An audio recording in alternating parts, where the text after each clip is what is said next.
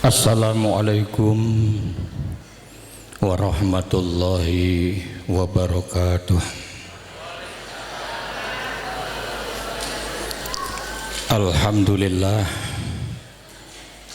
alhamdulillahil jabbaril adim, al-qahharil qadim, al-ghaffarir rahim, alladzi allafa baina qulubil mu'minin fa asbaha bi ni'matihi ihwana wa jama'a bainahum bit tauhidi wal imani wal yaqin an kunna khaira ummatin ukhrijat lil alamin. Assalatu wassalamu ala asrofil mursalin wa ala alihi wa ashabihi wa jami'il hadirin, amma ba'd. Al-Mukhtaramin, para alim ulama, para kiai, para ustadz yang dirahmati oleh Allah, panitia tabligh akbar yang saya hormati dan saya banggakan, bapak-bapak, ibu-ibu, hadirin wal hadirat rahimakumullah. Alhamdulillah, di malam yang mulia, malam hari ini yang tadi sempat diguyur dengan hujan rintik-rintik, tapi alhamdulillah tabligh akbar pada malam hari ini berjalan lancar. Mudah-mudahan sampai akhir nanti kita bisa mengikuti acara ini dan akan bisa mengambil memetik yaitu hikmahnya, sehingga membawa kebahagiaan kita fid dini wad dunya wal akhirah. Allahumma amin. Sholawat serta salam mudah-mudahan dilimpahkan kepada baginda Rasul Muhammad sallallahu alaihi wasallam yang senantiasa kita harapkan syafaat pertolongannya baik di dunia maupun di akhirat. Allahumma amin. Bapak, Ibu, dan saudara sekalian yang saya hormati, saya cukup merasa mendapatkan kehormatan pada malam hari ini Masjid Agung ditempati untuk penyelenggaraan tabligh akbar yang tadi sudah ditampilkan anak-anak kita yang masih imut-imut, masih kecil, tidak kurang dari 30 anak, dengan membacakan surat Ar-Rahman. Dalam hati kita betul-betul takjub, anak sedemikian kecil kok sudah hafal daripada surat Ar-Rahman. Lebih takjub lagi Ananda Ayu Fajar Lestari yang sudah hafal 30 juz dan dites langsung malam hari ini, ternyata dengan sangat cekatan, dengan sangat tegas bisa menjawab dan bisa melanjutkan apa yang ditanyakan oleh para hadirin sekalian. Oleh karena itu saya ingat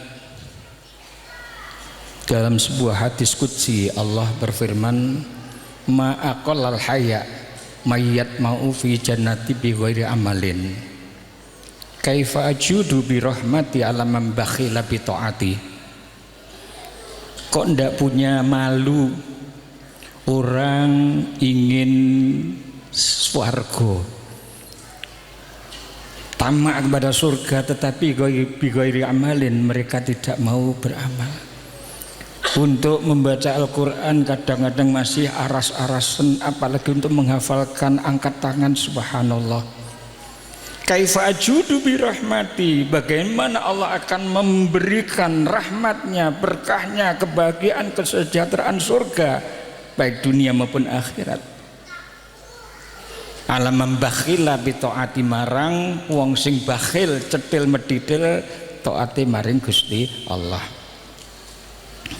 Oleh karena itu kami sangat bangga dan memberikan apresiasi yang sebesar-besarnya atas yaitu aktivitas yang diselenggarakan oleh Rumah Tahfidz, di mana dengan waktu yang relatif singkat bisa mengajarkan pada anak-anak kita, generasi muda kita yang ini merupakan generasi harapan bangsa.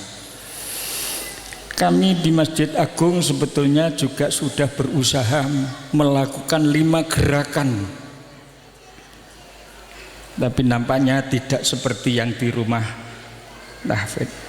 Gerakan pertama adalah gerakan membaca Al-Quran.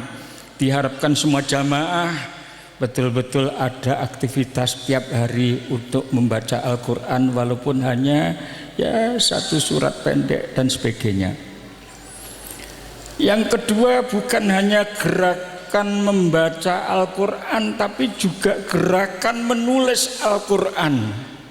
Saya khawatir bisa baca tapi nggak bisa nulis. Di antara jamaah ada kira-kira 15 orang, saya minta menulis waladhdallin. Dari 15 orang itu yang benar kurang dari 5. Subhanallah. Nulis waladhdallin itu saja, subhanallah. Ya, maka harus ada gerakan menulis Al-Quran. Paling tidak nanti kalau ada lafal-lafal yang populer, Assalamualaikum, Bismillah, La ilaha illallah, itu di pintu di rumah atau di jalan-jalan mereka sudah bisa membaca, tidak memalukan. Setelah gerakan membaca menulis, yang ketiga ada gerakan menghafal Al-Quran. Kalau kita sudah menghafal, walaupun tidak keseluruhannya, tidak 30 juz, paling tidak juz amma itu harus hafal, sehingga sewaktu-waktu nanti kita diminta untuk menjadi imam dalam sholat berjamaah, ya bacaannya tidak monoton hanya surat Ikhlas saja. Mosok ket biyen gur Al-Kafirun karo surat Ikhlas, mbok ditambah hafalannya. Dan tidak ada terlambat bagi kita. Nabi saja mendapatkan wahyu pertama Iqra itu sudah usia 40 tahun. Jadi kalau kita misalnya tidak ada alasan sudah terlambat, sudah terlalu tua, nggak ada alasan itu. Sepanjang masih ada nafas, maka kita harus juga berusaha untuk menghafalkan Al-Quran. Kalau sudah menghafalkan Al-Quran, maka yang keempat, gerakan memahami isi kandungan dari Al-Quran. Jadi jangan hanya kita bisa membaca, bisa menulis, bisa menghafal, tapi kita mengerti apa sebetulnya ya, isi kandungan daripada Al-Quran tadi. Sehingga kalau Dek Ayu tadi itu membaca surat Ali Imran, orang yang betul-betul mendapatkan rahmat berkah dari Allah, alladzina yadhkurunallaha qiyaman wa qu'udan wa ala junubihim, ya. Dan mereka berdoa, Rabbana innana sami'na munadiya yunadi lil iman an aminu bi rabbikum fa amanna. Itu semuanya kalau kita mengerti, memahami isi kandungan daripada Al-Quran, subhanallah ya. Jadi kita harus bisa menghayati. Jari lek tombo ati iku ana 5 maca Quran angen-angen sak maknane. Ini bagaimana kita bisa mengangen-angen sak maknane lah kalau kita tidak paham, tidak mengerti apa isi kandungan daripada Al-Quran itu.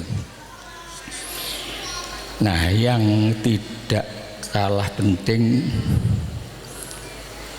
kita harus mengamalkan Al-Quran. Apa artinya kita bisa membaca, bisa menulis, bahkan hafal, mengerti, tapi kok tidak diamalkan? Itu namanya gajah dibelangkoni, iso kojah, iso ceramah, iso ngaji, ning ora iso ngelakoni. Oleh karena itu Bapak dan Ibu sekalian, saya mencanangkan ini kira-kira sudah ada 1 tahun ketika saya di angkat jadi takmir masjid. Bukan respon yang positif, tapi justru respon yang negatif.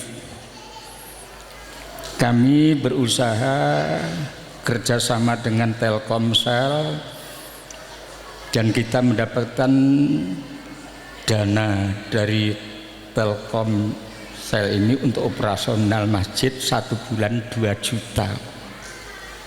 Jadi 1 tahun 24 juta. Tapi saya nawar, mbok ojo gur 2 juta. Jadi lek setahun ki selawe pisan ngono. Alhamdulillah disetujui. Akhirnya terjadi MOU kerjasama ya, untuk mendanai daripada operasional daripada masjid ini 5 tahun. Selama 5 tahun kita dikirim transfer uang 125 juta. 1 tahunnya 25 juta. Tapi begitu saya tidak tahu yang cerita siapa, dan uang itu sekarang masih utuh, belum berkurang 1 sen pun. Mereka sudah berteriak-teriak, ya, wong namanya menara masjid kok dikomersialkan. Yang teriak-teriak itu bukan jamaah kita, bukan orang yang bisa baca Al-Quran, apalagi senang kepada Al-Quran, cinta Al-Quran. Dia tidak sama sekali. Subhanallah. Kita sudah melobi baik-baik untuk supaya kalian tidak kerjasama. Kalau memang tahu untuk penggunaan apa, silakanlah. Kita bisa diaudit oleh akuntansi publik, silakan. Tapi ketika bapak-bapak ibu-ibu masuk tadi, di sana malah berdiri yang namanya spanduk merah. Kita hanya memasang anten yang itu non tower, tidak ada radiasi sama sekali, dan itu sudah didukung oleh peraturan bersama Menteri Dalam Negeri, Menteri Pekerjaan Umum, Menteri Infokom, dan juga Menteri Telkomsel. Di situ sudah ada bahwa pemasangan resistor yang ini untuk penguat jaringan yang namanya sinyal daripada HP, dan itu tidak ada radiasi. Ketika disegel, saya malam Jumat Kliwon itu saya turunkan ini. Nanti saya sudah menyampaikan kepada Pak Kapolres, tolong spanduk merah itu sudah menodai yang namanya masjid. Banyak orang bertanya ketika Jumatan kemarin, kalau besok Jumat masih belum diturunkan, terpaksa saya minta izin kepada jamaah semuanya untuk nanti saya turunkan, karena besok Jumatan banyak orang akan datang lagi, akan bertanya ada apa itu, padahal tidak ada apa-apa. Uang 125 juta masih utuh, belum terpakai, itu hanya titipan dari Telkomsel untuk takmir Masjid Agung. Nah, oleh karena itu kegiatan-kegiatan ya semacam ini apakah bisa dikatakan gratis? Kan tidak. Oleh karena itu Bapak Ibu dan saudara sekalian, saya memberikan apresiasi dan dukungan yang sebesar-besarnya kepada rumah tahfidz ini untuk bagaimana membuat generasi yang ada di Ponorogo ini generasi yang benar-benar cinta Al-Quran. Kita paling tidak tiap hari harus memegang Al-Quran, memangku Al-Quran, kalau perlu dililing, artinya dibiai, dibukai satu halaman per halaman, ya, dibaca, sehingga dalam setiap hari tidak ada hari tanpa Al-Quran. Dan sebetulnya kepada jamaah juga saya sudah memohon untuk tiap rumah kalau ada anggota keluarganya 3 orang harus ada 3 Al-Quran.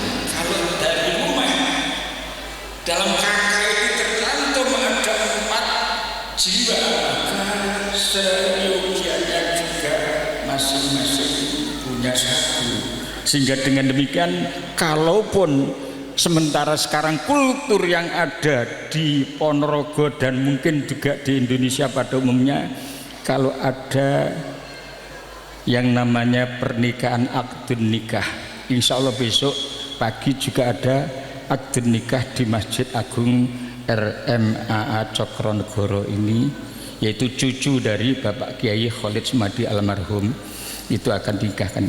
Dan sayang 1000 sayang, walaupun saya sebetulnya salut ketika orang menyebutkan dengan mahar seperangkat alat sholat dan Al-Quran. Saya bangga manakala suami yang memberikan mahar seperangkat alat sholat dan Al-Quran, suami tersebut bisa membaca Al-Quran. Tapi dari sekian yang menyerahkan mahar itu belum ada 25% saja yang betul-betul bisa baca Al-Quran. Apalagi kemudian mengajarkan kepada istrinya yang diberi mahar seperangkat alat sholat dan Al-Quran itu, seperangkat alat sholatmu kenanya rukuhnya ternyata sejak diserahkan tidak pernah digunakan untuk sholat. Al-Qurannya juga hanya disimpan masih dalam yang namanya parsel, demikian belum dibongkar sama sekali, subhanallah. Oleh karena itu dengan adanya kegiatan tablik akbar ini nanti, walaupun Ustadz Yusuf Mansur tidak bisa hadir karena memang keadaan yang sangat mendesak, putranya sedang sakit dan kritis, kita doakan mudah-mudahan putranya bisa segera sembuh dan Ustadz Yusuf Mansur pada lain waktu bisa datang ke Ponorogo. Paling tidak kita mengamini yaitu cita-cita adik Ayu Fajar Lestari tadi mudah-mudahan bisa terlaksana. Amin ya rabbal alamin. Demikian, ada kurang lebihnya saya mohon maaf, dan sekali lagi takmir tidak bisa memberikan apa-apa kecuali memberikan support. Kita kerjasama tidak hanya terbatas malam hari ini, tapi untuk ila yaumil qiyamah. Amin. Allahu Akbar. Allahu Akbar. Assalamualaikum warahmatullahi wabarakatuh.